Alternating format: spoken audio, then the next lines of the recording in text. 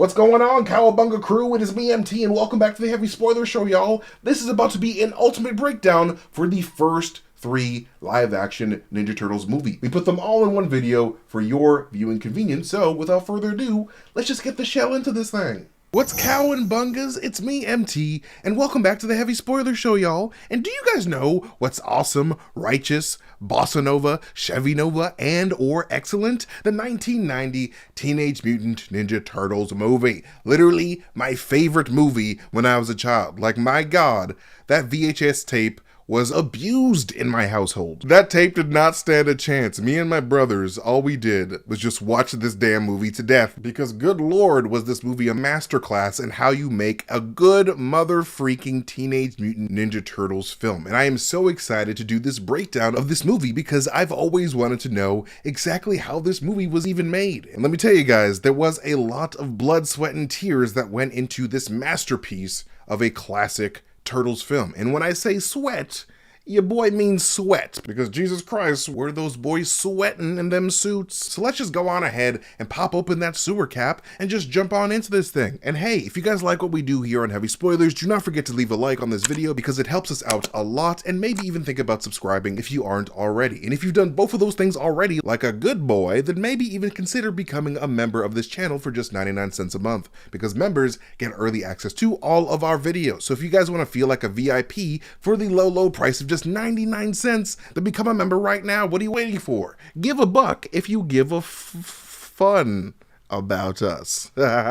You guys thought I was going to say the F word, but I can't, because YouTube will get mad and take all of our money. Now, I know all the kids are talking about pandemics these days, but did you know what was even more viral than the COVID-19 virus? Turtle Mania? Like, if you were a kid from the years like 1989 to like 1993, your ass was probably obsessed with the Ninja Turtles. Like, Ninja Turtles was everywhere. Like, there were Ninja Turtles backpacks, lunch boxes, Halloween costumes, birthday parties, bar mitzvahs, you name it. The children could not get enough of these green pizza-loving teens. And it was all primarily due to how amazing this movie was. Yes, there was the 1987 cartoon that did a great deal to bring the Ninja Turtles to the public eye, but it is the 1990 Teenage Mutant Ninja Turtles movie that truly first gave human beings the deep desire to become a nunchuck-swinging, skateboarding turtle. When the movie came out on March 30th, 1990, it made over $25 million in its first weekend, making cinema history with the biggest opening weekend for an independent film. The movie would make $135 million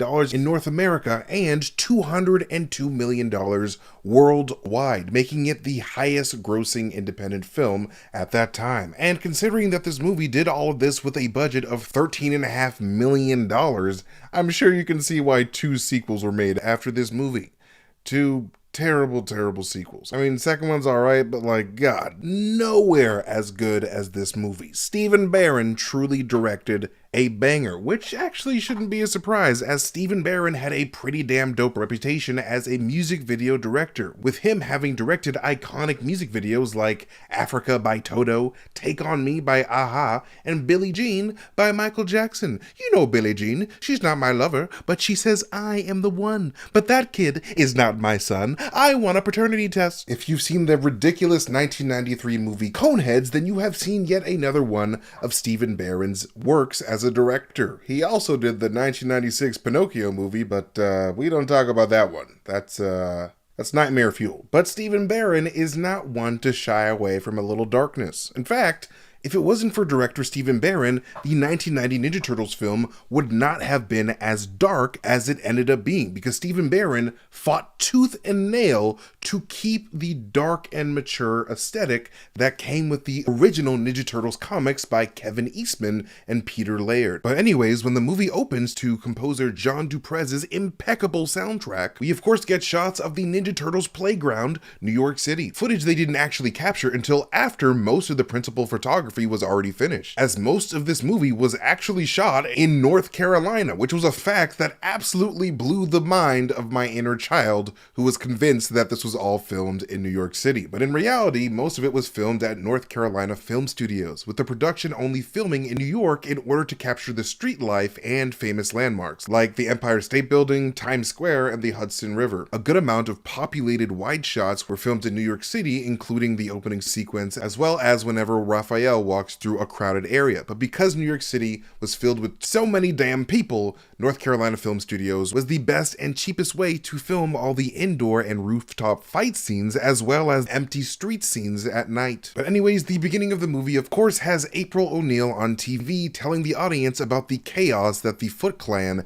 has been spreading across New York City. And while I personally love this intro because I'm biased, this movie was originally supposed to start completely differently, but due to the constraints of their budget, they had to film it the way that they did. But the original sequence was originally supposed to have the 4 shells of the turtles emerge from the sewers, which we saw a little bit of in one of the early trailers. And this was also going to be accompanied with a much more in-depth look at how the turtles navigated the underground world of New York City. But anyways, as April's report continues, we get this shot of a man holding a New York Post newspaper with the headline "City Crime Escalates" and the words "Chief of Police is concerned about recent crime wave" written below that. And under that, we can see the words "bearing witness to vision of crime." And the bottom corner of the newspaper teases another article that says "Cop kills cop by accident," which sounds very interesting. I would like to read that one, because it definitely feels like a silent hint to how the Foot Clan has a hold on the New York City Police Department. Then after this, we are first introduced to the character of Danny Pennington as he hands off a stolen wallet to Shredder's right-hand man, Tatsu, while rocking one of his many Sid Vicious t-shirts, with Sid Vicious of course being the bassist of the Sex Pistols. And judging by Danny's wardrobe throughout this movie, this boy is a major fan of Sid Vicious, man. And then later on, the movie continues with us seeing the Foot Warehouse for the very first time, a warehouse that was actually built inside of an abandoned cement factory in North Carolina, a cement factory that would also be used in the Super Mario Bros. Movie in 1993 for Dino Hatton, and in 1994's The Crow when it was used as Top Dollar's nightclub. Later on at the end of the movie, one of Shredder's top thugs, played by a very young Sam Rockwell, tells the cops that this East warehouse is over on Lairdman Island, which is a reference to the Ninja Turtles creators Kevin Eastman and Peter Laird, with the East in East Warehouse representing Eastman and Lairdman representing Peter Laird. Then inside this warehouse, we see Danny unboxing some stolen goods while eating some Burger King, right before we hear April O'Neil say, "Who you gonna call?" which is a clear reference to the Ghostbusters. After April wraps up her report, we see that she works at a news station called WTRL, with TRL likely being a nod to the word turtle. And on her way to her car, she runs into a rat that she would later tell Splinter that he was a hallucination of when she was freaking out when she first met the turtle family. But unfortunately, April would also run into some hoodlums that April could not face on her own. But luckily, that hero in a half-shell, Raphael, would throw one of his sai at a nearby light in order for the turtles to very conveniently kick all sorts of butt really fast in the dark, a move that Steve Barron was forced to make due to the time constraints that he had on the movie, as he only had 7 weeks to film this whole thing. But then after that, all the turtles except Raphael celebrate their first ever victory as the title rolls in. And yes, while it may look like all the turtles are jumping around and having a good time, the in-suit performers for the turtles were actually very much suffering, especially during those first few days of filming, because they had to get acclimated to just how heavy Jim Henson's incredibly designed turtle suits actually were. If you didn't already know, the turtle suits in this movie were actually designed by Muppet creator Jim Henson's Creature Workshop after 18 weeks of designing. And the reason why it took so damn long is because these suits were packed with over 70 pounds of technology on the inside, mainly in the shell and head areas of the suits, making the suits extremely difficult to walk in. So difficult, in fact, that these turtle actors were actually moving super slow in their performances. So slow, in fact, that the fight scenes were actually shot at 22 to 23 frames per second and then sped up to 24 frames per second to hide how slow these actors were moving under the weight of these suits. Inside of each of the turtles' shells, a computer was shoved alongside the facial motors for the turtles' faces, with those computer and facial motor cables going from the shell all the way up to the animatronic machinery located in each of these turtle heads. But not only were these suits super big, they were also incredibly hot, dark, and scary to be in. Just listen to David Foreman, who was the in-suit actor for Leonardo. Day one, we all learned the lesson of how difficult these costumes were. The very opening scene, the tunnel scene, I remember we were all on our hands and knees, crying like babies. It was really tough. You know, the weight of the shell with the batteries in, and then the weight of all the servos in the head, and the heat. It was just something it just took time to get used to and acclimatize to, you know, and we all suffered. We all suffered really badly. Foreman, alongside fellow in-suit turtle actors Michelin Sisti, who played Michelangelo, Leif Tilden, who played Donatello, and Josh Pais, who played Raphael, all met together for the 30th anniversary of the movie to relive the horrors that they all experienced in those damn turtle suits. Kevin Clash, who was the voice and puppeteer for Master Splinter and famously the voice and puppeteer for Elmo on Sesame Street for a number of years, Brian Henson of the Creature Workshop, director Steve Barron, and screenwriter Bobby Herbeck all contributed to this super eye-opening conversation as well. A conversation that I highly recommend that you guys all watch at some point, because if it wasn't for this video, I wouldn't have learned that one of these in-suit turtle stuntmen freaked the hell out after being sealed in that suit for so long, because once they sealed you in, it was an absolute pain and a process to get out of, and this guy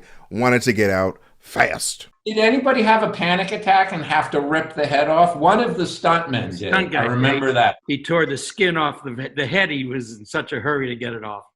Well, yeah, because you needed someone to open up the neck, and he just had a bit of a panic attack, and he just ripped the head right off, which we could all understand. But I remember the Chinese stunt coordinator was so mad at his stuntman. And we were like, no, it's totally understandable. Shout out to the old Turtle Den on YouTube for uploading that footage. And also, fun fact, Josh Pais, the in-suit actor for Raphael, who also is the only in-suit turtle actor to provide the voice for their turtle, was very inconveniently claustrophobic. So every moment that this man was in that suit, he was suffering to the point where he would yell for them to take the suit off as soon as they yelled cut. Then after this, we of course see the turtles arrive in the turtle lair for the first time. A turtle lair that was actually built a couple of feet off of the ground, as the puppeteers needed a space in order to puppeteer Splinter, whose body was literally Kevin Clash's arm right up his ass. So you can't say that Kevin Clash didn't give a rat's ass about his job. And the facial animators for the turtles also needed that space as well. April O'Neil's apartment was also built 4 feet off the ground for these puppet masters too. And of course, after this, Splinter tries to get his sons to meditate, but they decide to dance to Tequila by the Champs. But instead of saying tequila, they say ninjutsu.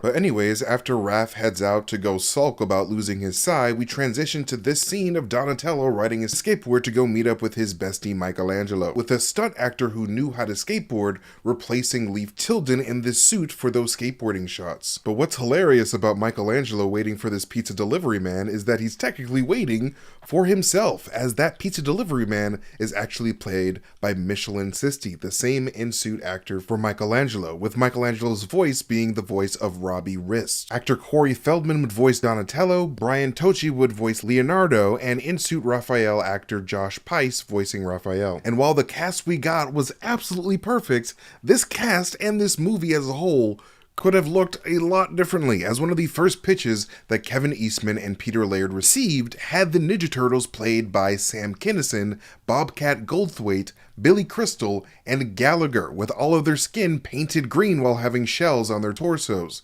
Basically like your Party City Ninja Turtles. And if you thought that was out there, another pitch for the Turtles movie involved using completely animated turtles in a live-action setting, very similar to what was found in the 1988 classic Who Framed Roger Rabbit, which honestly would have been kind of baller in my opinion, especially if they used the turtles from the 1987 cartoon, because those guys were absolutely ridiculous and super fun, and I love them so much. They're one of my favorite iterations of the Turtles. Then as the Turtles get ready to eat their pizza, Michelangelo pretends to be in a Ginsu knife infomercial as Leonardo cuts up the pizza.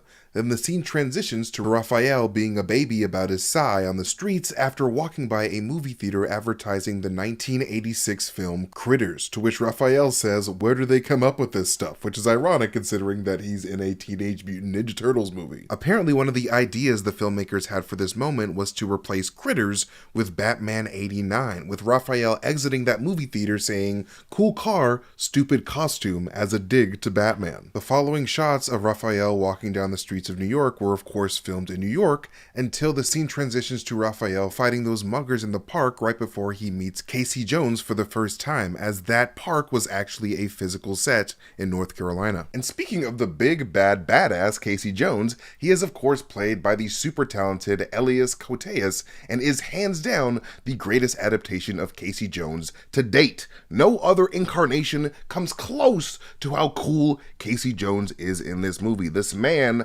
has the sauce. And super random fact, I actually convinced my therapist to name their child after this character, and they did do that, which is probably my life's greatest achievement. Nothing will come close to that at all. I've reached my peak, and it's all downhill from here. But anyways, when Casey Jones and Raphael begin their fight, Raphael makes fun of Casey Jones's Jose Canseco bat, with Jose Canseco of course being a famous American baseball player who was playing for the Oakland A's during the time of shooting. And unfortunately, after Casey Jones plays Raphael in a rather elevating game of cricket, Raphael is of course sent flying into a nearby trash can in the park. But what most viewers might miss is what happens directly after Raphael frees himself from that trash can, because right before that shot ends, you can see Raphael grab his nose super briefly. This is actually because the stuntman inside of the Raphael suit actually broke their nose while landing inside of that trash can. The super heavy technology-filled turtle mask that they had to wear got absolutely crunched during that stunt, forcing the stunt actor to have to be replaced with one of the other stunt actors that they were using as a Foot Clan soldier. And it's the same Foot Clan soldier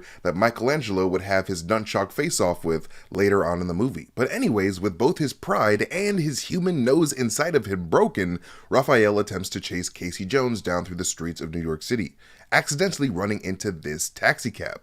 But what a lot of people might miss is how the passenger in this taxicab is none other than the Raphael suit and voice actor Josh Pais, which is a little fun Easter egg there. Actually, a lot of the in-suit actors get additional cameos in this movie, as later on the movie would have Donatello suit actor Leif Tilden play the foot soldier who slaps April O'Neil in the subway, and Leonardo suit actor David Foreman would play one of the Foot Clan's thugs behind Tatsu right before Tatsu faces off against Casey Jones. Then, a little later after this, April heads into the subway where she is confronted by the Foot Clan for her coverage on their movements and actions on TV, with Donatello actor Leif Tilden being masked up in Foot Clan garb to smack April in the face, like I mentioned before. But unfortunately, despite April giving her best effort to defend herself with Raphael's sai, she is pretty much immediately taken down by these violent shadow thugs. But little do they know, Raphael was hiding in the shadows to retrieve his lost sai and kick all sorts of Foot Clan butt before saving April and bringing her back to the turtle lair. But speaking of April O'Neil and violence, actress Judith Hoag was actually asked not to return for the TMNT sequels because of her many complaints about the levels of darkness and violence in the movie. But luckily, director Stephen Barron did not budge an inch when it came to his vision, though unfortunately Judith would kinda get her way with the sequels anyway due to the much brighter and lighter tone that they have in comparison to this dark and grimy take on the Turtles. Judith wasn't the only person involved with this film that wasn't a fan of the level of violence, as master puppeteer Jim Henson of the Creature Workshop was also very much against how his super high-tech turtle puppet costumes were being used in such a mature setting. If it wasn't for Jim Henson's personal relationship with director Steve Barron, Henson would have very likely pulled his involvement in the film entirely. Henson basically owed Steve Barron one for directing the first episode of the 1987 show The Storyteller for him. But unfortunately for Jim Henson, TMNT 1990 would be the last theatrical project that he would work on before his death on May 16th, 1990 due to sudden organ failure, which absolutely sucks. R.I.P. to the Muppet King for real. But anyways, fun fact, when Judith was cast in the role of April O'Neil, Judith was very much unfamiliar with the Ninja Turtles as a whole, because, you know, she was a grown-ass adult who did not consume children's comics. But luckily, her co-star on another film that she was working on at the time had her covered big time, as comedic legend Robin Williams was more than happy to give Judith the down low on all things Ninja Turtles by excitingly introducing Judith to his extensive comic book collection when both of them were filming becoming the 1990 movie Cadillac Man, my favorite superhero movie of all time. Is that a Toyota? Is that a Honda? No, it's Cadillac Man! But anyways, when April wakes up after being assaulted by the Foot, she of course is introduced to the Turtles for the first time, very much mirroring April's introduction to the Turtles in issue number 2 of their original comic series. But instead of having her life threatened by the Foot Clan, April is actually running from Baxter Stockman's Mouser robots when she first runs into the Turtles and faints out of disbelief. But what is super comics accurate here is how Master Splinter tells April O'Neil the origin story of the Teenage Mutant Ninja Turtles right after she wakes up from fainting. But an interesting detail about the way that this origin story was filmed is that the flashback footage was actually captured on Super 8 film, as director Steve Barron wanted to truly capture the essence of the viewer going backwards through time during this flashback. So I definitely thought that detail was a very nice touch. And actually, Steve Barron handed off directorial duties for this scene to Jim Henson's son, Brian Henson, as that scene featured puppet turtles and a puppet Splinter. But unfortunately for Master Splinter and the Turtles, a Foot Clan soldier would follow Raphael and April to the Turtle lair, causing Master Splinter to be kidnapped by the Foot Clan, as Michelangelo was doing impressions of Sylvester Stallone's Rocky from Rocky and James Cagney's Matt Nolan from the 1932 film Taxi. As Raphael tries to ignore his brother's attempts to impress April with a cringy performance, he stares at April's fish tank, a fish tank that also includes a little toy turtle whose face kind of looks a lot like the faces of the Ninja Turtles from the 1987 cartoon. But anyways, after the Turtles show up at April's apartment following Splinter's disappearance, we get this shot of Police Chief Stearns looking over Danny Pennington's criminal records. And if we take a closer look at that paperwork, we can discover the date that this scene takes place in, as we can see that Danny was arrested on September 3rd, 1989 at 4:30 a.m. because he's a bad boy who don't need no stinking curfew. We can also see that Danny was born on May 24th, 1976, making his character 13 years old, just 2 years younger than the Ninja Turtles. The police chief then threatens Danny's father to pull April off of the story, which causes the Pennington men to show up at April's door. When they do, we can see that April O'Neil is a big fan of Elvis, as she owns an Elvis piggy bank next to her front door. But anyways, after this, Danny is chewed out by his dad for getting arrested, which causes Danny to run away from his father, like Pinocchio did Geppetto, and go do bad things with his friends over at Shredder's warehouse, a warehouse purposely modeled after Pleasure Island from Disney's Pinocchio movie, with the opening shots of the following scene showing smoking children playing pool much like Lampwick and Pinocchio did in that movie. And it seems like Shredder intentionally made his warehouse to be a hotspot for all things that parents in the 80s disapproved of, because on top of the gambling, cigars, and cigarettes, these kids can also be seen playing the super violent and controversial arcade game Narc as well, a game that parents at the time absolutely hated because of how bloody and mature it was. Then after we watch Tatsu beat up a child for no reason, the Foot assembles all of their misguided child soldiers together for a fun little rally, where we are finally introduced to the Shredder, physically played by actor James Saito, with David McCarran providing Shredder's voiceover. A similar thing was done with Tatsu's character, as Tatsu is voiced by Michael McConaughey, despite being physically acted by actor Toshishiro Obata. As Shredder is ordering his army to track down the Turtles, we can see a chained-up Splinter listening in on his speech. But one detail that I find super underrated about Splinter in this moment, and the Turtle costumes in general, is the wetness of Splinter's eye and body. Adding some moisture to these puppets was an excellent decision by the production, as it very much helped sell these mutant animals as real, living, and breathing beings, capable of sweating and crying. But anyways, after this, April talks about her mugging on TV while bashing the ineptitude of the NYPD as the Turtles watch on in her apartment. A bashing that would lead April O'Neil to getting fired from her reporter job as the Foot burned her apartment to the ground a little later on. A bit after this, we can see Donnie and Michelangelo watching the Hare and Tortoise episode of Aesop and Son, a short segment from the old Rocky and Bullwinkle cartoon.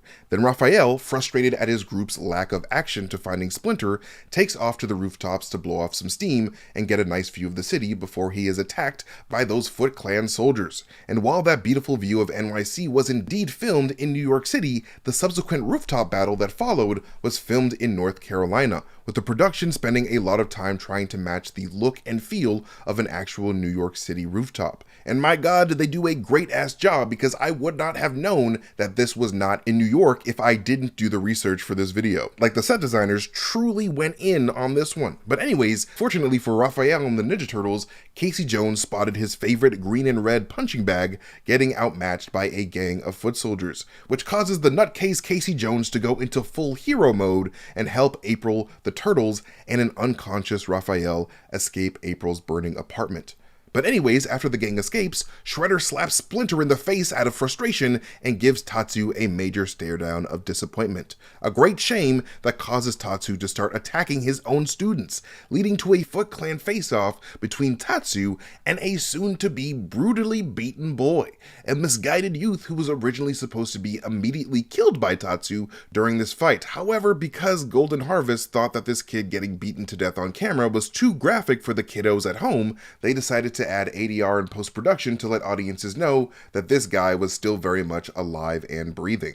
However, in the novelization of the TMNT film, this kid isn't so lucky and actually succumbs to his wounds fairly quickly. So the lesson of the day is, just do what LeVar Burton said in the 90s and pick up a damn book, why don't you? Because the book got the good stuff. But anyways, in order to hide from the Foot, the Turtle Gang is forced to hide out at the old O'Neill family farm, a farm that was actually modeled after Casey Jones' family farm in the original Mirage comics. And after everyone licks their wounds for a bit, Raphael finally awakens from getting his ass beat by all those foot soldiers, leading to Leonardo and Raphael making up after their earlier fight. And the beautiful sight of his brothers being softies causes Donatello to do a big hearty laugh. But when he does, you can actually see the mouth of the human actor inside of Donatello's mouth, creating a piece of nightmare fuel I never knew I never wanted to see. So thank you for that, movie. But then, after the scene transitions back to the Foot Clan moving some boxes of stolen stuff at Shredder's warehouse, in the bottom right corner of the frame here, we can see a box of Archie comics, with Archie Comics having produced the kid-friendly Teenage Mutant Ninja Turtles Adventures comics from 1988 to about 95-96. Then, as we flip back to the Turtles on the O'Neill farm, we get this super emotionally impactful scene of the Turtles finally deciding to meditate like Splinter wanted them to at the start of the film, which causes them to feel their father's presence and bolster their resolve to return to New York City and get their father back.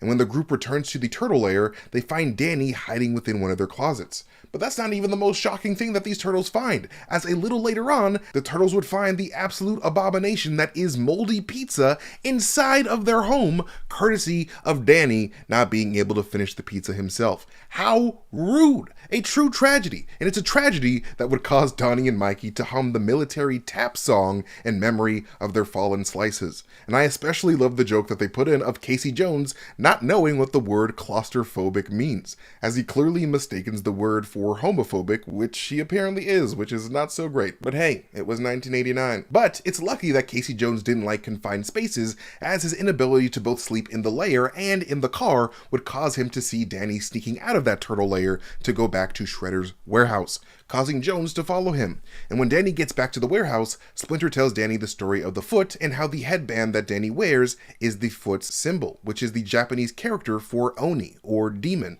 implying that Shredder sees himself as the devil ruling an army of demon children. Then, after Casey confronts Danny, Casey learns from Danny that Splinter is about to be killed, which leads the both of them to trying to free him, only to be met by Tatsu and his band of loyal hoodlums. And like I mentioned before, the young goon on the left of the frame here is none other than Leonardo's suit actor David Foreman. But anyways, as the Turtles fight together on the streets of New York before their big fight with Shredder, Donnie and Mikey start trading puns with each other. And while it's kind of hard to see during this moment, you can actually sort of make out Ninja Turtles creator Kevin Eastman standing near the garbage truck that Casey would eventually use to squish the Shredder at the end of the film. Eastman was apparently going to have a much more substantial role in this scene, but his appearance was unfortunately regulated to a barely noticeable cameo, which I definitely think is a major bummer. And then of course the Turtles finally have their face-off against Oroku Saki on the rooftops of New York City, just like they did in their debut comic. And my god, does this soundtrack sell this incredibly intense face-off. It is literally my favorite track of this entire soundtrack. I truly love the fight music of this face-off. A face-off that would lead the Turtles to getting their Viridian asses kicked by the Demon King of the Foot Clan, because the Shredder He ain't no slouch, man. He eats turtle soup for breakfast, lunch, and dinner, and he would have finished them off too if it wasn't for the sudden appearance of Master Splinter, who reveals that it was him that gave Shredder his face scar, causing the Shredder to attack the greatest ninja rat of all time without thinking twice, like some type of aluminum dingus. What are you thinking, Shredder? What are you, stupid? But because Splinter has the biggest rat balls in the nation, he was able to counter Shredder's approach with Mikey's nunchucks, leading to Shredder falling off the roof to his apparent death, echoing Shredder's rooftop fall at the end of the first ever TMNT comic. And though Shredder's fall is very comics accurate to the end of that comic, it isn't actually Splinter that leads to that fall in the comics, but actually the greatest Ninja Turtle of them all, Donatello, who would use his bow staff to knock Shredder to the ground below. I'm gonna need everyone watching this video to put some respect on my dude Donatello's name, because the Ninja Turtles would not be anything without this smart purple bastard. But anyways, much like those original comics, this fall off the roof would not prove to be the end of the Shredder, as he would of course return in the much more ridiculous and lighthearted TMNT 2 Secret of the Ooze. Then the movie, of course, ends with the Splinter introducing the Turtles to the word cowabunga before playing the incredibly fire TURTLE power song by Partners in Crime, followed by 9.95 by Spunkadelic. Two bangers back to back. The perfect way to end the perfect Ninja Turtles film. But anyways, thank you guys so much for watching this breakdown of the 1990 Teenage Mutant Ninja Turtles movie. Who are your guys' favorite turtles? Let us know in the comment section below, and be sure to include why, because I need to know why you guys did not choose Donatello, because he's the best one of all. Like, are you kidding me? Like, the Turtles would not be able to do anything without Donnie. So I expect all of you to say Donatello in the comments, or else I will find you. That's not a threat. That's a promise. Just kidding. I'm much too lazy for that. This is about to be a breakdown for TMNT 2 Secret of the Ooze. So grab yourself a slice of pizza and let's just get into this thing. And before the movie even starts, we get a loving tribute to legendary puppeteer Jim Henson, who, together with the other extremely brilliant and talented people at Jim Henson's Creature Shop, expertly brought 4 Teenage Mutant Ninja Turtles to life in the first 1990 movie. Jim Henson actually passed away on May 16th, 1990, only a few short weeks after TMNT 1 released on March 30th. The sequel, Secret of the Ooze, would be developed and released a little less than a year later on March 22nd, 1991. Jim Henson's Creature Shop would also return for the sequel, but without the involvement of Jim Henson's son, Brian Henson, who served as second unit director and chief puppeteer on the first TMNT movie. Brian Henson wasn't all that interested in doing another Turtles movie at the time, especially since his homie Steve Barron wasn't going to return to direct the sequel. Because the film's producers at Golden Harvest desired a significantly lighter tone for the sequel that would be friendlier to parents and toy manufacturers alike, Turtles 1 director Steve Barron wasn't vibing with the sanitation of his original vision. Steve valued the darker, grimier atmosphere that made the original film great, so much so that he straight up declined to do the second movie, leading the studio to eventually tap Michael Pressman to direct this extremely rushed production. And in my opinion, if anybody is to blame for the shortcomings of this disappointing Ninja Turtle sequel, it's 100% on producer Thomas Gray and all the higher-ups at Golden Harvest, primarily because of how lightning fast and budget-friendly they wanted this film to get made. I mean, Gray and Golden Harvest were extremely hard to convince when producing the 1990s TMNT film in the first place, as they thought the idea of having a bunch of dudes in turtle costumes was only going to set the studio up to release the next Howard the Duck or Masters of the Universe cinematic dumpster fire. However, when Steve Barron's vision caused the studio to rake in $135 million in North America alone before making around $202 million globally, Golden Harvest figured that they had to capitalize on the turtle mania taking over the entire planet before everybody realized that Teenage Mutant Ninja Turtles is a ridiculous idea that would never last several decades after this movie. And so Tom Gray and Golden Harvest set a Turtles 2 production into light speed, but instead of giving the sequel more money to make sure it improved on the original, Golden Harvest went full Eugene Krabs and had an iron grip on their money, being far less flexible with any creative decision that could possibly go over budget than they were with Steve Barron. But to be fair, I guess Golden Harvest aren't the only ones to blame for the sanitation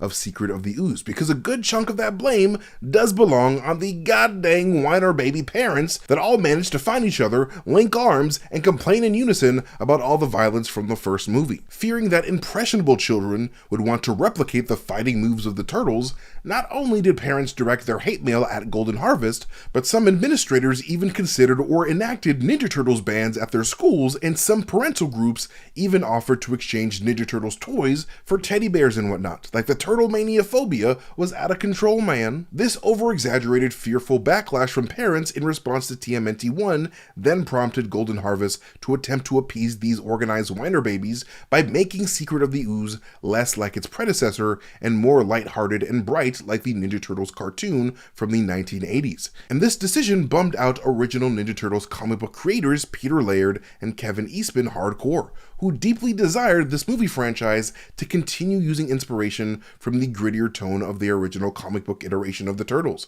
and were specifically against making Secret of the Ooze anything like the animated series. According to Peter Laird on his blog, one main concern is that the second or any subsequent movie stay as much away from the cartoon show and as close to the original black and white comics as the first movie did.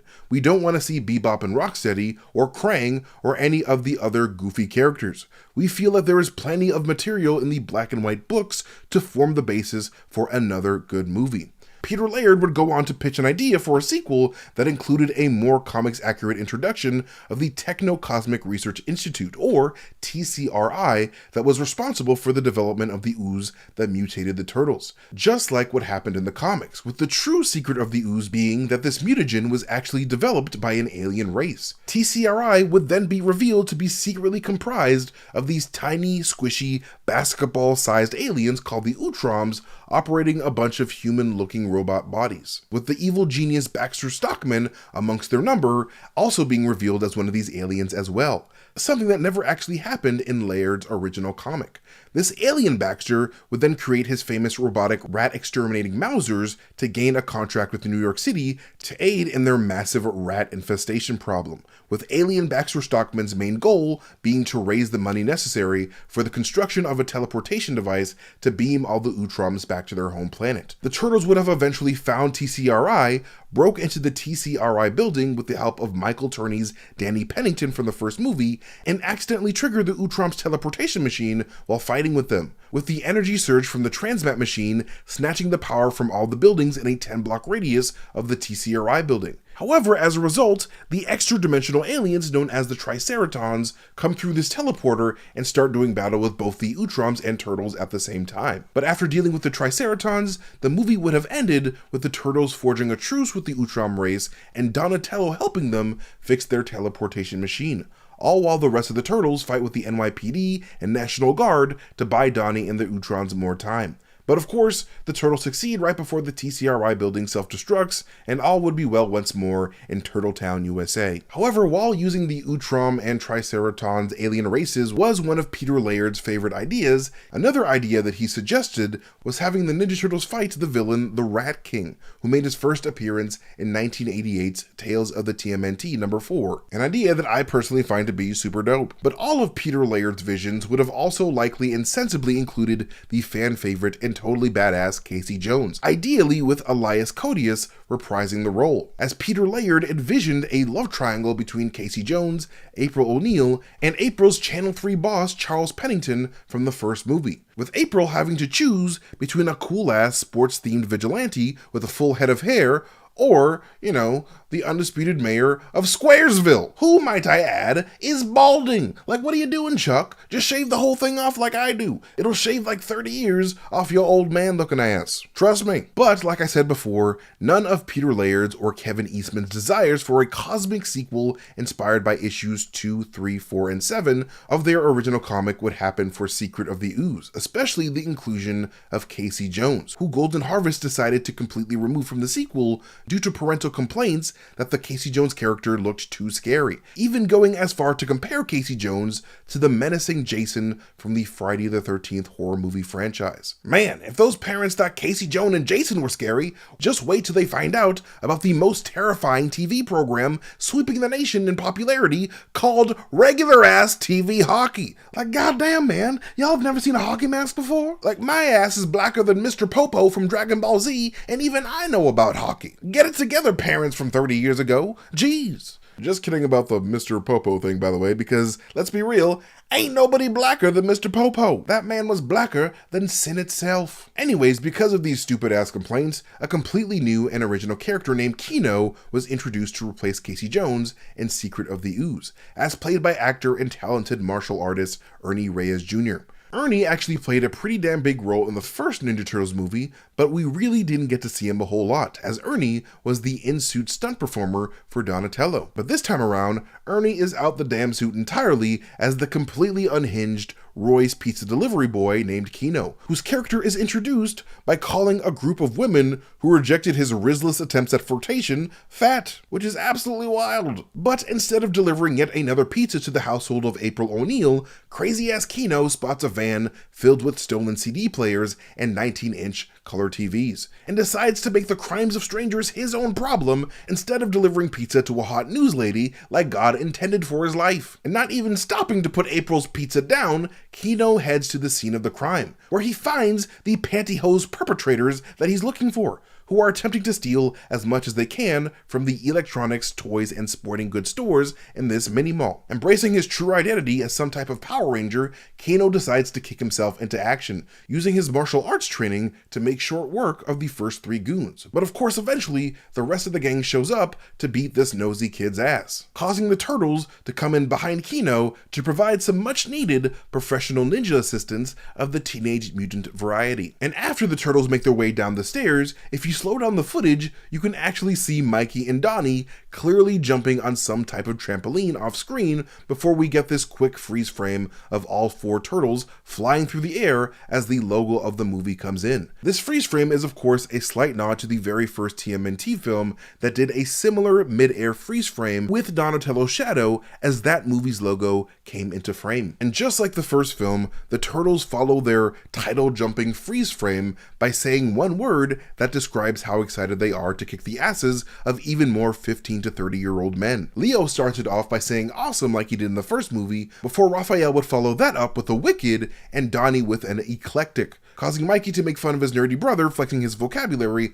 just like Mikey did in the first movie after Donnie would say bossa nova. Then Raphael would grab Kino and shove him into a nearby trash can to keep him safe from all of the fighting, causing Kino to struggle to remove himself from said trash can, just like Raphael had to when Casey Jones trashed him in the first movie. And as the Turtles fight, you could immediately see how toned down the fight choreography was in comparison to TMNT 1.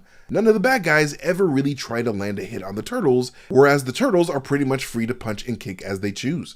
This is largely in part to how Jim Henson's Creature Shop designed the Turtle suits. The poor sweaty men inside of all these suits literally could not see a damn thing at all. And if you look at the faces of the Turtles themselves, right underneath their masks is a little slit of a gap for the suit actors to see through. So with only that tiny freaking hole to see through, the suit actors couldn't really throw that many punches and kicks without completely whiffing it more than half of the time. Also, take notice how 3 of 4 of these turtles are deliberately choosing to not use any of their weapons to try to hurt their enemies, with Donatello seemingly being the only one smart enough to remember that Splinter deliberately gave him the gift of delivering blunt force trauma to his enemies for a reason. And as Mikey is using his ninja yo-yo skills to take care of some goons inside of a toy store, behind him on a counter, you can actually see a stuffed Triceratops, a likely nod to the Triceratons from the original comics. But of course the Turtles make quick work of these pantyhose punks before taking the pizza that they ordered back to their temporary home across the street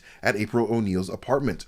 The following scene then shows April O'Neil arriving at her apartment, but this time with a completely new and younger face that she had in the first movie, as actress Paige Turco would take over the role of April O'Neil from Turtles 1 actress Judith Hoag. This is largely in part to Judith not really vibing all that well with the producers while shooting Turtles 1, as she would apparently routinely argue with them about a number of creative and production decisions, including the amount of violence that was in the movie. So, for those reasons, Judith was not asked to return, but Golden Harvest felt like Paige Turco had a much better chemistry with the Turtles anyway, and this role would actually be Paige's first ever film role in Hollywood after she started her on-screen career starring in the 1987 TV show Guiding Light. Judith Hoag isn't the only actor from the first movie to be replaced, as voice actor Laurie Faso would replace Raphael voice and in-suit actor Josh Pais. while Adam Carl would replace Corey Feldman, who voiced Donatello. Actor Corey Feldman was apparently specifically not asked to return out of fear that his drug rehab treatment at the time for heroin would draw bad press towards the movie. However, fortunately and unfortunately for Feldman, he would be asked to return for the third Ninja Turtles movie, which is universally known as the absolute worst Ninja Turtles movie of all time. As April approaches the front door of her apartment, she runs into a couple exiting the building, with the male of that couple actually being Michelangelo's in-suit actor, Michelin Sisti, with Sisti once again playing Michelangelo in this movie just like he did in the last. And also, fun fact, this exterior of April's apartment used here is actually the exterior to the New York offices of Jim Henson's Creature Shop, which is kind of fun. And then, as April cleans up the apartment that the Turtles crashed with their teenage untidiness, she picks up a stack of comic books, with the comic book on top being what looks like a copy of Uncanny X-Men 269 from October 1990, confirming that Marvel Comics do exist in this movie universe. It actually took me an absurdly long time to try to find out what comic book cover that was. So, in the words of the prolific prophet Jeb Bush, please clap. I also found the inclusion of the Turtles reading an X-Men comic to be a nice touch, considering that the X-Men themselves are also mutants. Also, super random detail about April's apartment, but one of the mirrors on her walls straight up looks like a ninja shuriken, which I thought was a really nice touch. But anyways, the Turtles then arrive back to April's apartment with their pizza and start trying to make even more mess while simultaneously recapping the events of the first movie, including the supposed demise of Shredder after he fell off a roof into a garbage truck that Casey Jones accidentally used to crush him. Oops!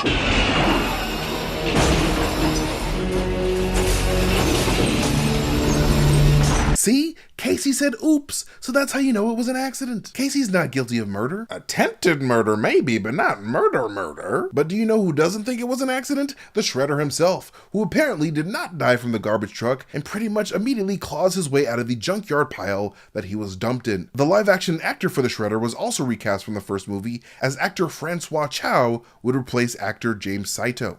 However, despite this change, Shredder's voice actor would still remain the same, with David McCarran coming back for the sequel. The character of Tatsu, Shredder's right-hand man from the first film, has his actor Toshihiro Obata reprising the role alongside his English voice actor Michael McConaughey. Not to be confused with Matthew McConaughey, but honestly, that would be kind of hilarious if Tatsu had Matthew McConaughey's voice. He'd be all like, the Shredder's back, alright. Tatsu would be the leader of the Foot Clan for a whopping 2 seconds before Shredder would appear at the Foot Clan's doorstep, declaring that they should focus all of their energies on revenge rather than rebuilding the Foot Clan. But what's odd about Shredder's return is that he comes back with his armor barely destroyed or dented, which is kind of odd considering that we literally saw Shredder's mask get crushed under the weight of all that trash compression. But hey, it's a kid's movie, so like, who cares, really? It doesn't really matter all that much. But anyways, after this, we are brought to April O'Neil interviewing TGRI scientist Jordan Perry, played by actor David Warner. The character of Jordan Perry was very much inspired by the Ninja Turtles character Baxter Stockman, but instead of being evil, Dr. Perry plays a completely morally sound scientist that actually cares about cleaning up the chemical pollution that TGRI has caused. David Warner was actually relieved when he heard that his character was going to be a completely good guy, as he spent a good chunk of his career playing villainous characters, like how he played the villainous Commander Sark in the 1982 Tron movie. And you'll probably notice that the name of the corporation is TGRI in this movie instead of TCRI like it is in the comics. In this movie, TGRI stands for Techno Global Research Industries, whereas the TCRI acronym from the original Mirage comic stands for Techno Cosmic Research Institute. Because Golden Harvest wanted to give the Ninja Turtles an origin that wasn't as cosmic or alien as Eastman and Laird originally envisioned, they decided to replace the cosmic with global to more closely align with the origin of the ooze in this universe. As we would learn later on from Professor Perry, that the mutagen was merely the result of a mixture of a bunch of toxic chemicals mankind tossed into nature, somehow getting hit with a crazy amount of unknown type of radiation.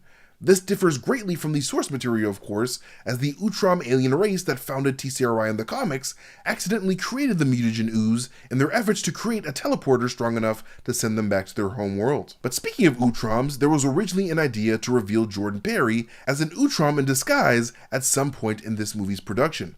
However, Golden Harvest would ultimately decide against that, as they worried that the general audience would confuse the alien Utrom inside of that Jordan Perry exoskeleton to be the cartoon Ninja Turtles arch nemesis Krang, who technically was not an Utrom at all, even though he looked a lot like one of the members of the Utrom race. The Krang character was actually originally created for the cartoon, with his design taking a lot of inspiration from the Utroms. The character of Krang would not be made into a proper member of the Utrom race until around the 2012 animated series. Anyways, another detail that conflicts with the comic books is of course April O'Neil's association with Channel 3 in this universe, as Channel 6 is where comic book and cartoon April O'Neil is usually at. And while watching the nerdy Professor Perry talk on TV, Raphael complains and asks his brothers if he can watch Oprah's talk show instead. But Master Splinter keeps them from changing the channel once he realizes the report is about TGRI. Then, to celebrate Daddy Shredder's return, one of his new ninja spies at Channel 3 gets him some welcome back flowers in the form of a huge mutated dandelion, a side effect of the local TGRI chemical pollution. Shredder then quickly figures that if this TGRI stuff can make dandelions bigger, then maybe this ooze can make certain other things bigger, if you know what I mean. Just kidding. Later that night, April comes home to the Turtles cleaning up their mess, with Mikey even referencing the 1984 Karate Kid film with a wax on, wax off joke. But hey, what's Master Splinter been doing ever since he saw April O'Neil on the TV? Coming Ew. to a decision. Oh. Voice actor Kevin Clash returns as the voice of Master Splinter from the first movie. And not only does Kevin Clash voice Master Splinter, but he also puppeteered him as well, alongside Ricky Boyd and Sue Dacker. Splinter's mostly worked like a puppet. I put my hand up inside of Splinter to work him.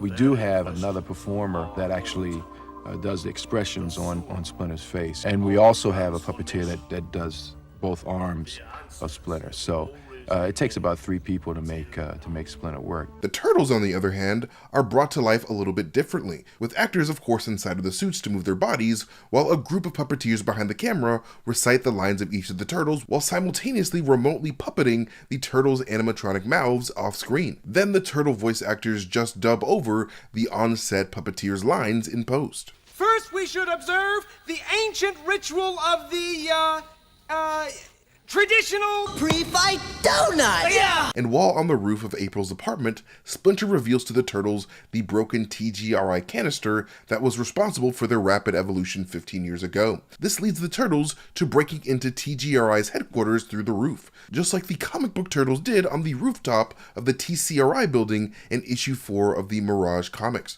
However, the Turtles are too late, as Tatsu and the Foot Clan had already stopped by much earlier and stole the last of the ooze, just as Dr. Perry was about to dispose of it. But since Tatsu is so much of a goddamn hater, he decided to stay behind and just hide inside of the TGRI building, just so he can taunt the Turtles with the ooze on the extremely off chance the Turtles magically decided to stop by the building. However, the one thing that struck me as super odd about this TGRI lab is how there appears to be a whole-ass Utrom brain at the very center of this middle pyramid structure, which kind of makes me feel like this could have been a leftover from the Professor Perry Utrom plot that they ended up scrapping. But anyways, as the Turtles fight the Foot, at one point they decide to stop mid-fight to convene in a little huddle, much like they did in the first movie when they were fighting Shredder. But then after Tatsu is done flexing his victory on the Turtles, he and the Foot Clan disappear into the night, causing the Turtles to have to take a big fat L.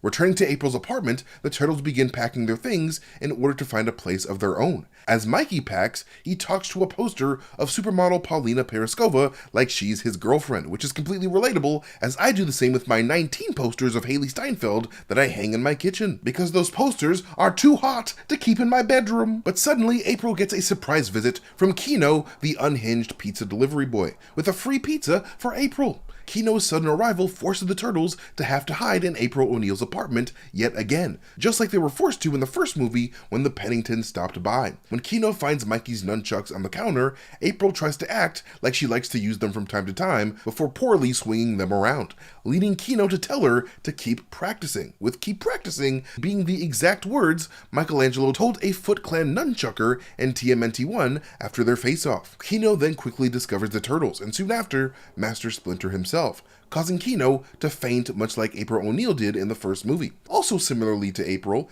Kino would then listen to Master Splinter's origin of the Turtles as soon as he came to. And at the end of the story, the Turtles then introduced themselves in the same order that Splinter introduced them to April in the prequel: Leonardo, Michelangelo, Donatello, then Raphael. A little later, April then walks with the Turtles as they make their way back to the sewers underground, with Mikey saying goodbye by doing an impression of Humphrey Bogart from 1942's Casablanca. Another nod to the first film when Mikey did impressions of various movie actors just to make April laugh. And while the Turtles search for a new home in the sewers, Raph gets fed up and splits from the group, only for Mikey to stumble upon the perfect new home seconds later in the form of an abandoned subway station filled with cobwebs. And it's a station apparently modeled after the City Hall station in New York City. And later, April then tries to convince her manager at Channel 3 that the TGRI story is worth pursuing. But her manager, played by the director Michael Pressman, does not agree, wanting her to talk about swimsuits in the 90s instead. Their argument is then interrupted by one of April's coworkers, who informs her that she has a phone call, with that coworker actually being Leonardo suit actor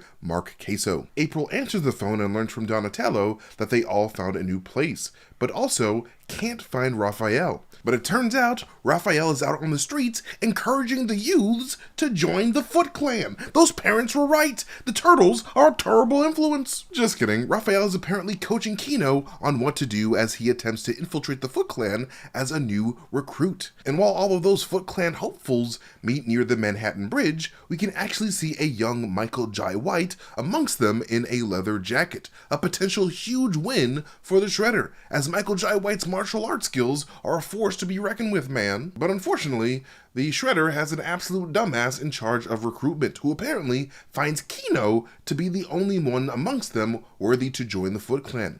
And as Kino is led to their secret junkyard hideout, Raph follows them, which kind of makes you wonder why Raph and Kino didn't just, follow the recruitment guy without having to go through Shredder cheerleading tryouts, especially since Kino blows his cover pretty much immediately when Shredder spots his new recruit fraternizing with a gigantic turtle man. And after a few kicks and punches and various rated PG violence, Kino manages to escape, leaving Raph with the Shredder.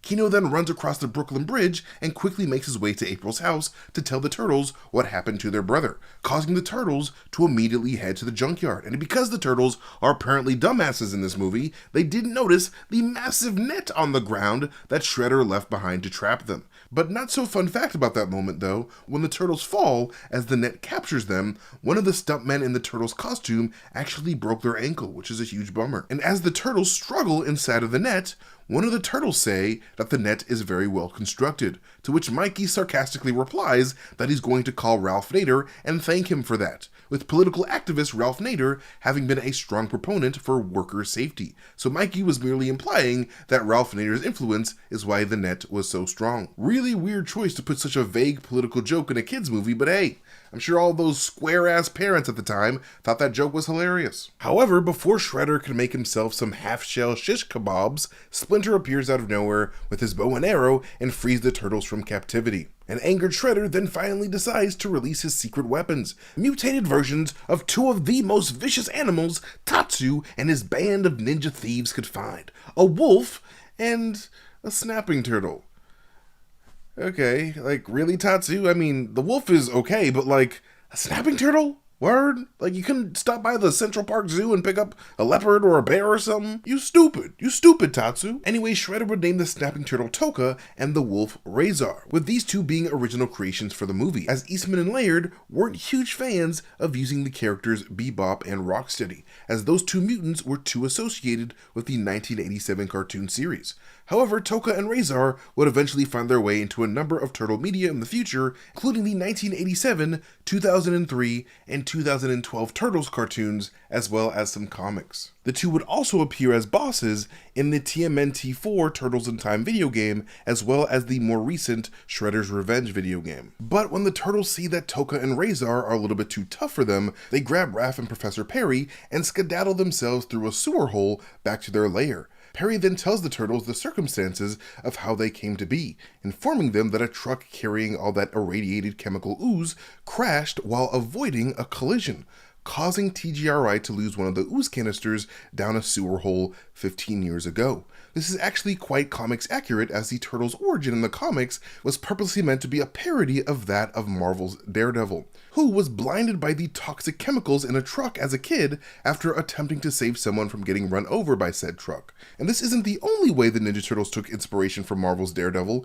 as Master Splinter's name is actually a parody of Matt Murdock's old mentor named Stick. Since Splinter was originally a tiny rat, Eastman and Laird decided that he was going to be a tiny stick type figure for the Turtles, and a tiny stick is just a splinter. I love creative stuff like that. The revelation that their origin was just one big chemical accident is most disappointing to Donatello, who figured that their origin was a lot more spectacular in nature, which is ironic considering that their comic book origins, rooted in the Utrom race, is a lot more spectacular than this movie's origin. But in order to lure the Turtles out, Shredder decides to unleash Tokka and Razor on the streets of New York to wreck as much as they could in sight, rather than, you know, using them to like rob a bank or something so they didn't have to live in a freaking junkyard anymore. But hey, Shredder's brain did get a little bit crushed by a garbage truck not too long ago, so I'm gonna let his nonsensical thirst for vengeance slide. In response to all this destruction, both Channel 3 and the NYPD inspect the scene the following day, with Raymond Serra reprising his role as Police Chief Stern from the first movie. And just like the prequel, Stern ain't got no time for April O'Neil and her ramblings about how two big-ass animals were responsible for the wreckage.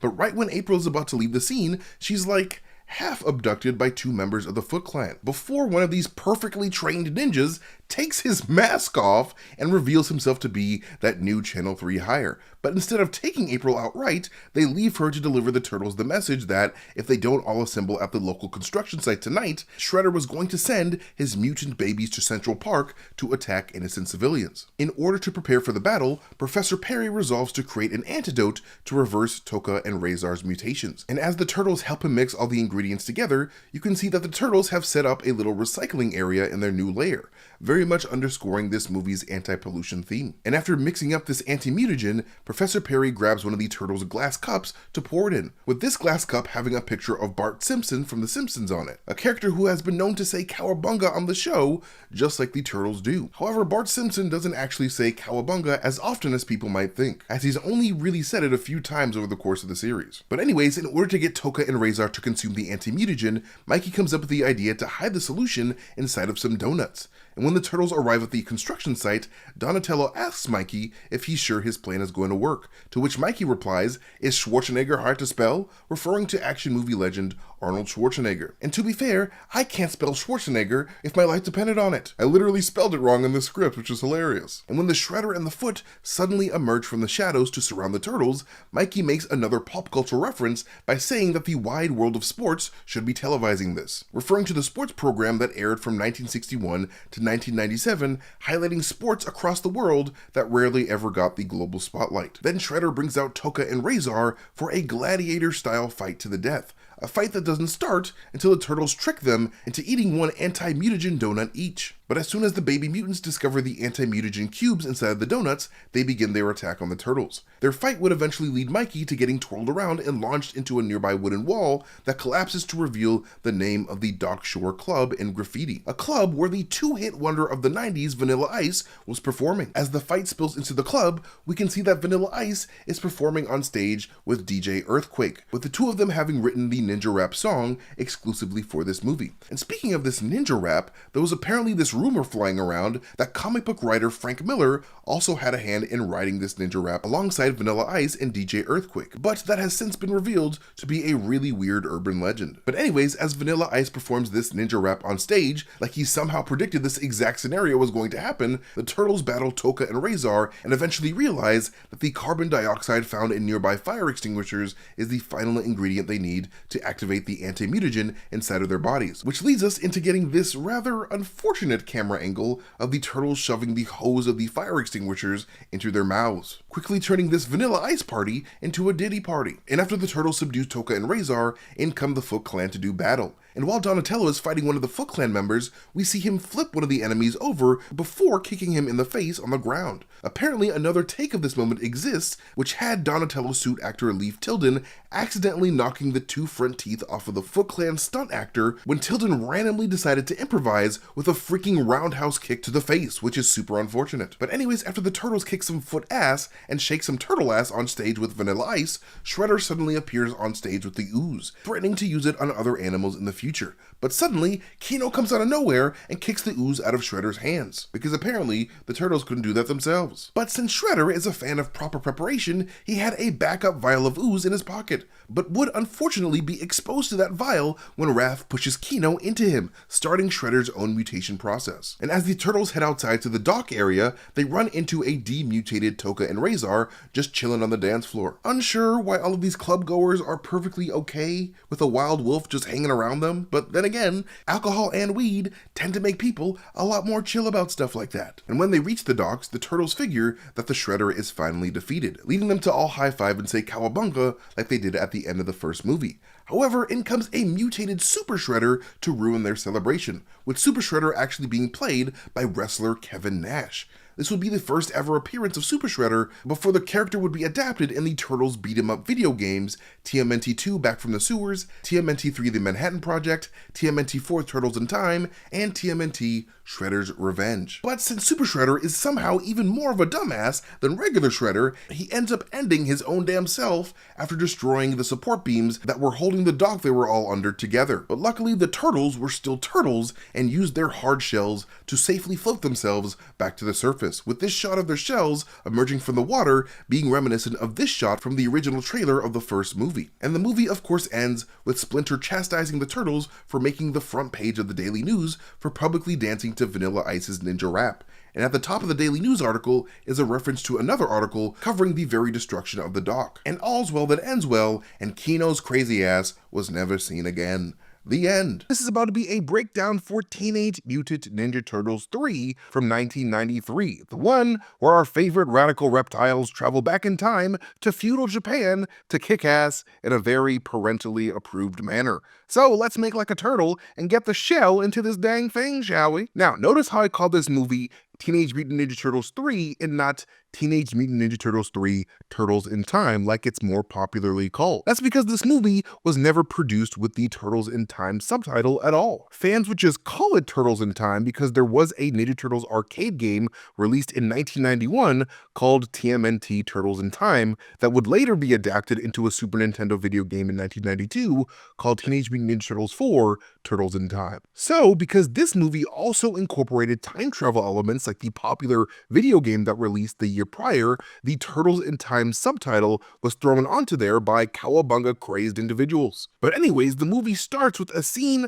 from a feudal Japan in the year 1603, around the same time period that FX's Shogun series takes place. And if you want a breakdown of season 1 of that series, look no further than the Heavy Spoilers YouTube channel, because we broke that down a little while back. You can check it out after you subscribe. Make sure you subscribe. 4 men in green and red samurai garb chase after a man named Kenshin in the forest before apprehending him, all while a mysterious woman watches from a distance. The clothing of these 4 red and green clad samurai are supposed to tease the coming of the 4 time-traveling turtles later on in the movie, as the Green Ninja Turtles originally all wore red bandanas when they first made their comic book appearance in 1984's TMNT #1. The Turtles would not be given their own unique colors until the animated series debuted 3 years later in 1987, because up until then, Turtles creators Kevin Eastman and Peter Laird felt like the Turtles' weapons and names were enough to identify them from one another. But since the cartoon was purposely aimed at a younger audience, making it easier to tell the Turtles apart was an absolute must. So the creators gave Leonardo, Michelangelo, and Donatello their own unique colors, while having Raphael keep the red bandana and the rough and tough attitude that came with the original comic book Turtles team. But anyways, after Kenshin is kidnapped, we are immediately brought to the present day, where the Turtles are having themselves a fun time listening to ZZ Top's Can't Stop Rockin' inside of their abandoned subway station of a home that they found in the last Ninja Turtles movie. And pretty much right away, one can tell that there is something super different about this turtle family this time around. And that's mostly because Jim Henson's Creature Shop was not involved with the production at all like they were with the first 2 Turtles films.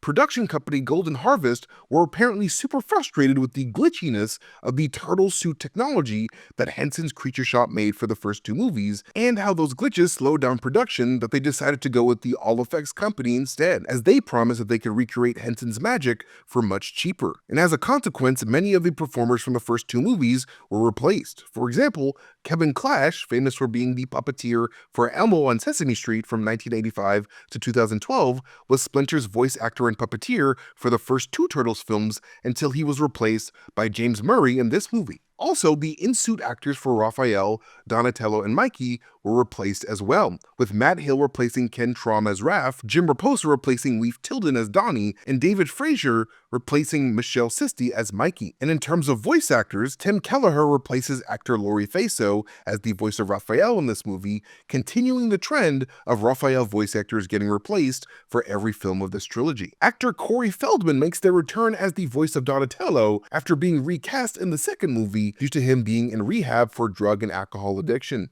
Golden Harvest felt like Feldman's trip to rehab was far too controversial for him to be involved with a kids movie, so they replaced him with voice actor Adam Carl for Secret of the Ooze. However, Golden Harvest would later express remorse over their decision to bench Feldman, that they invited him back for the worst Turtles movie of the trilogy. What swell fellas! But of course, reprising her role as April O'Neil is actress Paige Turco, who replaced Judith Hoag for Secret of the Ooze, and she's sporting a brand new haircut as she brings gifts for the turtles from the world above. And while an impatient Mikey digs through April's bags, he tells her that he's spelunking for pork rinds, a throwback to the first Turtles film when we see Mikey eating pork rinds with his brothers. Pork rind? Pork rind. April then pulls out a fedora that she got for Raphael at the flea market, a reference to Raphael's trench coat of a disguise that he wore when she first met him on the subway in the first Turtles movie. And when she puts the hat on herself, Donatello calls her a smooth criminal like Michael Jackson, who famously wore a hat similar to that in the Smooth Criminal music video. Mikey randomly receives a flower-themed lampshade, which he puts on his head and compares himself to Elvis Presley in the 1961 film Blue Hawaii. And after handing out gifts to the kids, April pulls out a strange Japanese staff that she got for Splinter before the movie transitions us back to the past to Norinaga's castle. There, Kenshin is revealed to be the rebellious son of Lord Norinaga himself, a son who greatly disapproves of his father's war in the region. And before his father could correct him for his insolence, in comes that British bastard of an arms dealer, Walker, played by actor Stuart Wilson, who played Dr. Robin Hatcher in 2007's Hot Fuzz, and Don Rafael Montero in 1998's The Mask of Zorro. Ironically, later on in the movie, the Turtles would call Walker that Zorro dude years before Stuart Wilson actually starred in The Mask of Zorro, which is kind of wild. Hold it right there, Zorro, dude. And at Walker's arrival, Lord Norinaga sends his son inside the castle, where Kenshin would throw a tantrum and knock over a statue containing the time scepter inside. The very same scepter that April bought at the flea market in the future. And with the both of them touching the scepter at two different points in time, some magic mumbo-jumbo happens that causes the two of them to switch places in space-time, causing April to appear in the 1600s in Kenshin's clothes, and Kenshin to appear in the 1990s in April's clothes. The concept of the time scepter has been around in Ninja Turtles continuity ever since it first appeared in the 8th issue of the very first volume back in July 1986, and it's an object that often accompanies the character Renee ever since she acquired it at the start of that issue. Kenshin faints at the sight of seeing the Turtle family, a running gag in the Ninja Turtles media ever since the second issue of the original comic book series, which saw April O'Neil faint at the sight of the Turtles when she first met them for the first time. Judith Hoag's April O'Neil did that in the 1990s Turtles movie, then we saw Kino do it in Secret of the Ooze, and now it's Kenshin's turn in this third movie. And after talking to Kenshin for a bit, the Turtle fam quickly deduce that Kenshin is from 1600s feudal Japan, and since the time scepter itself made it happen, that they would have to use that scepter to go back in time and save their hot friend. But over in the past, discovering April in Kenshin's place, April is then brought to Lord Norinaga himself. When she's forced to bow down before him, her cassette player turns on and starts blasting Conga by the Barrio Boys, a band that April would tell Lord Norinaga and Walker that she shrunk down with her witch powers when Norinaga accuses her of being some type of sorceress. Norinaga, angry at the loss of his son, then demands that April suffer for his disappearance. Back in the present, Donnie uses his oddly advanced garbage sewer computer to analyze the time scepter, coming to the conclusion that the staff operates on the equal distribution of mass, causing two people of the same weight to switch places in space-time. And since Kenshin apparently weighed as much as a white woman from New York City, this malnourished man got to switch places with April. But who better to bring this skinny-ass Kenshin to the gym than the GOAT himself, Casey Jones, as Elias Koteas finally reprises his role as the character since he first appeared in the first 1990 movie. Due to parents complaining about Casey Jones being too dark, scary, and reminiscent of the hockey mask-wearing Jason from the Friday the 13th series, Casey Jones was benched for Secret of the Ooze and replaced with Kino the Pizza Boy. But due to high audience demand, Casey Jones returns right on time to star in the worst Turtles film of the trilogy, a movie that did so bad that it would cancel Golden Harvest's plans for a fourth movie called TMNT4: The Next Mutation. Now, if you grew up in the 1990s like I did, then you probably recognize the Next Mutation subtitle, as it was attached to a very short-lived live-action Ninja Turtles TV show produced by Saban Entertainment. You know, the same company that produced the Power Rangers TV show. That's why we got the absolutely amazing Ninja Turtles crossover episode with the Power Rangers in space that one time. And it was the first Turtles adaptation to introduce a fifth female Ninja Turtle, one with a light blue headband named Venus de Milo. But anyways, before that TV show was even a thing, Golden Harvest planned on using the Next Mutation subtitle for their fourth movie, which would have seen the Ninja Turtles discover that their biology was not finished mutating. For example, Raph would have mutated into a bigger, more ferocious looking turtle, Donnie would have become a telepath like Professor X, Mikey would have morphed into a human, while Leah would have developed tough silver skin. A fifth Ninja Turtle named Kirby was also planned to be introduced in that movie as well, named after renowned comic book legend Jack Kirby. But yeah, since this third movie did so damn terribly, TMNT4 was cancelled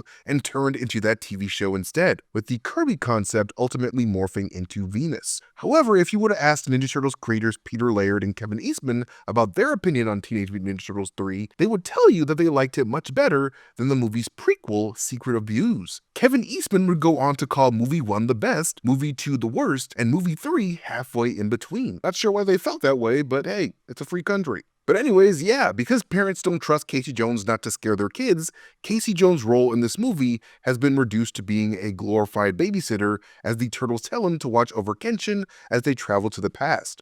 But speaking of the past, April is locked up in a wooden cage trying to offer her fancy Rolex watch to the guard watching her, but she is quickly ignored. However, she does note in the cage next to her is none other than Casey Jones himself. Well, sort of. This is a completely different guy played by Elias Koteas called Wit, a mercenary who attempted a mutiny against Walker but ultimately failed. And although Wit of course looks exactly like Casey Jones, it's never established in this movie whether or not Wit is actually a distant ancestor of the sports-themed vigilante, though the implication seems to be quite strong. Back in the present, the Turtles use the time scepter to travel to the past, and when they do, Mikey yells out, "Make sure your tables are in the upright position," pretending to be a stewardess on a plane. And they switch spaces in space-time with Norinaga's honor guard as they are teleported to the middle of one of Norinaga's battles. And the horse that Mikey is teleported on begins to lose control, causing Mikey to go on a wild ride that he compares to an episode of the American Western TV series Bonanza that ran from 1959 to 1973. Mikey is then diabolically bonked on the head by the mysterious woman from earlier named Mitsu, and she and her band of rebels end up taking Mikey captive. And after they do, we switch back to 1990s New York City, where the Twin Towers can be seen in the skyline, and Casey Jones and Kenshin are about to beat the hell out of Norinaga's honor guard, but are ultimately stopped by Splinter. And in the past, Leo, Raph, and Donnie accompany Norinaga's men back to his castle disguised as his honor guard, and hide underneath the carriage when Lord Norinaga himself summons them as a show of strength to Walker. And as the Turtles sneak through Norinaga's castle, Donnie jokes that he's seen this castle on Lifestyles of the Rich and Dangerous, a reference to the popular TV show Lifestyles of the Rich and Famous, which ran from 1984 to 1995. Niles, Walker's right-hand man that he loves to abuse, runs into Raphael, who he calls an ugly lump of dung. Ye old PG way of calling someone a piece of shit, which is a wild thing to say to a total stranger. But in defense of his brother, Donnie would call Niles the salty sailor Popeye in return, referring to the popular Popeye comic strips and cartoons. The turtles then follow Niles and his dirty-ass friends to Norinaga's prison and call them the Three Stooges before giving Niles a wet willy. The turtles then free April before being forced to fight some of Norinaga's men. April in turn frees Wit, and the group all escape through a garbage disposal chute, with Raphael quoting Terminator 1 Arnold Schwarzenegger by saying, "I'll be back" before he does. I'll be back. I'll be back.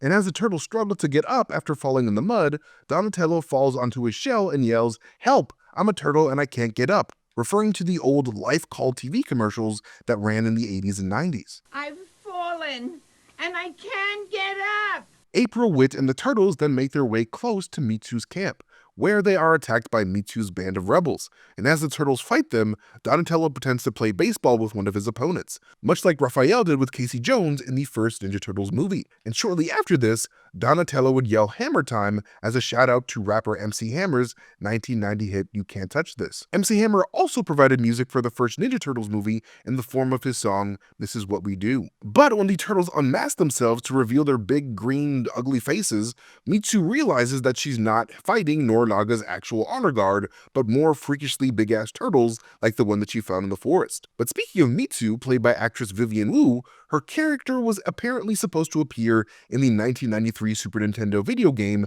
TMNT Tournament Fighters. However, it's believed that because this movie performed so badly, the developers changed her character completely into a new character named Asuka. However, Mitsu's name can still be found buried in the game's source code. But anyways, because Lord Norinaga refuses to do trade with Walker and his men until his precious time scepter is found, Walker sends his men into Mitsu's village to find it, attacking the villagers in the process. Mikey wakes up and proceeds to fight off the attackers, who view him as some sort of green demon from Turtle Hell. And when Walker goes to face Mikey and blow his head off with his gun, Mikey jokingly mistakes him for famous American Western actor Clint Eastwood. Clint Eastwood?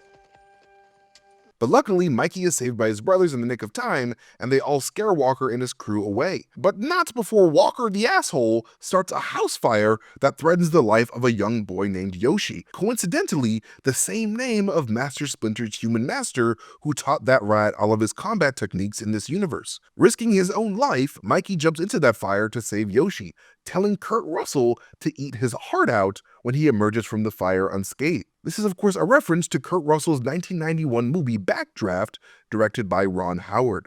Leo then puts his nasty-ass sewer turtle mouth on Yoshi's to do some life-saving CPR, gaining the turtles the respect of Mitsu's village. And as they settle in, Mikey and Donnie then try their hand at horseback riding, with Donnie calling his horse Silver before he falls off, a reference to the Lone Ranger's horse Silver. The turtles, with no other plan, attempt to recreate the time scepter using a local blacksmith, while Casey and Splinter in the 90s attempt to keep Kenshin and Norinaga's honor guard from attempting to leave, with Casey throwing on a New York Rangers hockey game on TV to grab their attention. And in the past, Mikey attempts to teach one of Mitsu's villagers how to make a pizza in 30 minutes or less, a throwback to the first Turtles movie when Mikey orders a pizza and counts down the seconds before the delivery man arrives. Because wise men say, forgiveness is divine, but never pay full price for late pizza. Meanwhile, Raphael, watching a group of kids play a violent game with sticks, compares their playing to the wild and controversial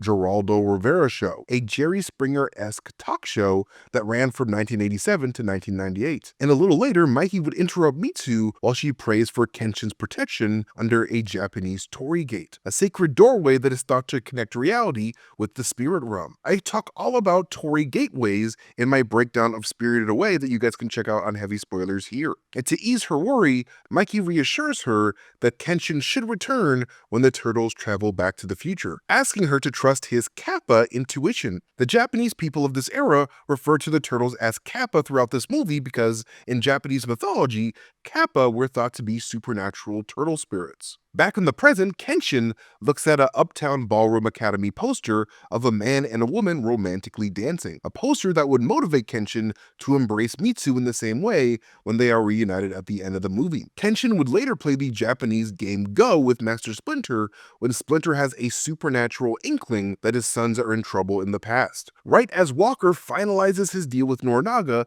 to provide him and his army with guns in exchange for gold. With their fake replacement time scepter now complete, complete, Mikey starts to get cold feet and wonders if they'll all end up in prehistoric Japan, an era that he refers to as Godzilla Land, shouting out the iconic fictional Japanese kaiju. In the Turtles in Time video game, the Ninja Turtles actually do end up fighting dinosaurs in prehistoric times. But because Mikey and Raph are stupid as hell, they end up breaking the replacement scepter, leading them all to be shit out of luck. Until the very next scene where that little boy Yoshi reveals that he was hiding the time scepter from the Turtles the entire time. However, just when things are starting to go their way, Mitsu is kidnapped by a wit looking to become equal partners with Walker, and steals the scepter too for good measure, forcing April and the Turtles to infiltrate Norinaga's castle to retrieve them both. After traveling up a nasty-ass sewage drain, the Turtles rescue Mitsu before discovering a scroll that tells the tale of how 4 turtle demons beat Norinaga's ancestor and army at the Battle of the Thousand Swords, a battle that the Turtles recreate in their own right when Norinaga and his army discover them immediately after this. But before their fight, Donnie refers to Norinaga as singer-actor Wayne Newton before jokingly asking if Norinaga was expecting the Addams family instead of the Turtles. Then the Turtles kick the asses of all of Norinaga's men before heading outside and setting Mitsu's people free from Norinaga's dungeon. Leonardo then faces off against Norinaga himself, fighting against real Japanese swords instead of just reading about them from that Japanese sword book that April O'Neil got him at the start of the movie. But Leonardo's ninja skills would prove too much for the old man, and Leo would trap Norinaga under a Japanese bancho bell. However, Walker would try to turn things around by holding April O'Neil at gunpoint, leading Raph to calling Walker the Phantom of the Opera, referring to the classic novel and musical. Leonardo then tries to use psychological warfare to get Walker to back off, quoting Clint Eastwood's 1983 Sudden Impact movie when he says, "Go ahead, punk, make my day." Okay, go ahead, punk. Make my day. Go ahead. Make my day. However, Walker calls the bluff and rounds the turtle team up to attempt to blow them all up with the cannon. But Leonardo ducks into his shell to dodge the cannon fire, causing the bell behind him to explode instead, revealing an exploded but still alive Norinaga inside, a crazy-haired sight that Donnie compares to legendary boxing promoter Don King. But instead of shooting the turtles with all their guns, Walker and his gang decide to flee the turtles instead, which makes zero sense, leading to Walker getting cornered at the edge of a cliff. With nowhere to go, Walker then throws the time scepter away from himself so he can make a swift getaway with his birds, but ends up falling to oblivion when Wit decides to cut his rope. The second time, actor Elias Koteas would foil the plans of a Ninja Turtles villain on the big screen, after Casey Jones would crush the Shredder in a garbage truck at the end of the first movie. And also check out the way that Walker dies in this movie. Like, he straight up just disappears out of the frame when he falls into the water. Like, he doesn't even hit the water. He just disappears. That shit's kind of wild. After Casey rounds up the rest of the honor guard after they dance to Tarzan Boy by Baltimora at a local bar, they're switched out with the returning Ninja Turtles along with Kenshin, allowing Mitsu and Kenshin to be together once again. And I'm not sure why Mitsu decided to give the time scepter back to a defeated Norinaga, because time travel in the wrong hands isn't the best idea, and Norinaga has proven to be quite irresponsible. But with the day saved, the Turtles end the movie by dancing to Rockin' Over the Beat by Technotronic, and everyone lived happily ever after. Well, everybody except the audience, who never got another live-action Ninja Turtles movie again until Michael Bay decided to give us overgrown monstrosities in 2014. The end. But anyways, thank you guys so much for watching this breakdown of the third Ninja Turtles movie from 1993. What do you guys think about this movie? Let us know in the comment section down below. But yeah, thank you guys so much for watching this ultimate breakdown for the Ninja Turtles trilogy from the 90s. You guys are absolutely amazing for watching this entire video. You guys can follow me at Mastertainment on YouTube, Twitter, Instagram, Blue Sky, wherever I am on the internet. But most importantly, follow Heavy Spoilers here on YouTube by hitting that subscribe button and maybe hitting the like button if you guys enjoy the video. But yeah, I've been MT, you guys have been amazing, and I'll catch you guys later. Bye.